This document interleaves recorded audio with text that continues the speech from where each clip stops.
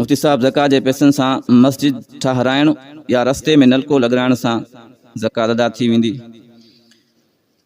ज़कात जी अदायगी जे लाइ पहिरीं शर्त इहा आहे त जंहिं शख़्स खे तव्हां ज़कात ॾियो था उहो इंसान हुजे, यानी मख़लूक़ी एतबार सां इंसान हुजे, मुसलमान हुजे ऐं ज़कात वठण जो मुस्तहिक हुजे। नलको इंसान न आहे, मस्जिद इंसान न आहे, काई इमारत आहे, मदरसो आहे, इमारत ठाहिराइण जे लाइ ज़कात जा पैसा ॾियण सां ज़कात अदा न थींदी। सवाब आहे मस्जिद ठाहिराइण, मदरसो ठाहिराइण, नलको लॻाइण सवाब जो कमु आहे। तव्हां इहे कम इज़ाफ़ी चंदे सां कयो, लेकिन ज़कात जा पैसा मस्जिद में लॻाइण सां या रस्ते में नलको ठाहिराइण सां तव्हांजी ज़कात अदा न थींदी।